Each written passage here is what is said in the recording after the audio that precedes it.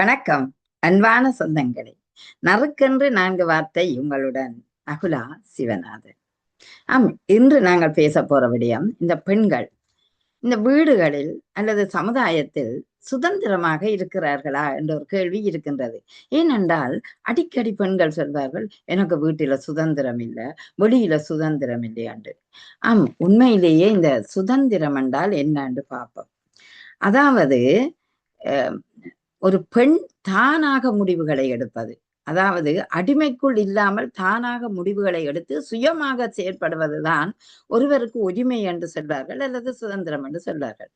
ஆகவே பெண்களுக்கு இன்று சுதந்திரமாகத்தானே இருக்கக்கூடிய வாய்ப்பு இருக்கிறது. சிந்தித்து பாருங்கள். அன்றைய பெண்களுக்கு அடுப்படிதான் தஞ்சம் என்று அடைந்திருந்த காலமாய் இருந்தபடியால் அவர்கள் வீட்டுக்குள்ளே முடக்கமாக இருந்த காலம் இருந்தது. இதனால் தான் பாரதி அடக்குமுறையாய் இருந்த பெண்களை அடுப்படை பெண்களையும் வெளியில் வர சொல்லின ஒரு விடுதலையை பெண்கள் பெற்றது எங்களுக்கு எல்லாம் ஞாபகமாக இருக்கிறது. அது 19ஆம் நூற்றாண்டில. அதற்கு முதல் பெண்களுக்கு சுதந்திரம் இல்லை. அப்ப இங்கு இன்று அது அன்றைய காலத்தை விட இன்றைய காலம் இந்த 21ஆம் நூற்றாண்டில நாங்கள் விட்டோம். 22ஆம் நூற்றாண்டுக்கு கால்படுத்தி கொண்டு இருக்கிற இந்த வேளையில நாங்கள் பார்க்கைகளை இப்பவும் சுதந்திரம் இல்லையா என்ற ஒரு கேள்வி எங்களுக்குள்ள இருக்குது தானே. எல்லோருக்கும் சுதந்திரம் இருக்கிறது. அதுவும் தாயத்திலும் இப்பொழுது நல்ல சுதந்திரமாகத்தான் இருக்கிறார்கள், புலம்பெயர்ந்தும் இருக்கிறார்கள். அப்ப இப்படி சுதந்திரமாக இருக்கிற பெண்கள் ஏன் தங்கள உரிமைகளை தாங்களே எடுத்து செய்வதற்கு பின் நிற்கிறார்கள் என்ற ஒரு கேள்வி எங்களிடம் இருக்கின்றது. அதாவது ஒரு தனக்குரிய உரிமையுடன் தன் முடிவுகளை தானே எடுத்து வாழ்வதுதான் சிறப்பு. அது யார் தடுக்கி நம் வீட்டுல ஒரு தரம் இல்லை. ஏனென்றால் இன்று இணைய காலம், எங்கட காலம் இணைய காலம், அறிவியல் சூழல். அப்ப அந்த பெண் தன் உரிமையை தான் வேலை செய்கிறாள், சமூகத்துக்கு செல்லுகிறாள், சமூக அந்தஸ்தோட வாழுகிறாள். அப்படியான ஒரு பெண் தன் உரிமைகளையும் முடிவுகளையும் தானே எடுக்கக்கூடிய அறிவியல் திறன் அவர்கள்ட்ட இருக்குதானே. அதனால அறிவு மேலோங்க, ஆளுமை ஓங்க பெண்கள் சுதந்திரத்தை தாங்களே எடுத்துக்கொள்வது நியாயம்தான், சிறப்பு தான்.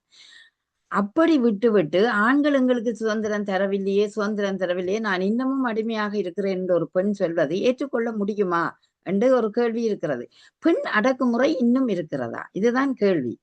அப்படி எல்லா இடமுமே அந்த அடக்குமுறை இல்லை. இங்கே ஒரு சில இடத்துல இருக்கலாம். குடியார கணவன்மார் அப்படியானவர்களிடம் இருக்கலாம் சில நேரம். அதனால பெண் பயந்து வாழலாம்.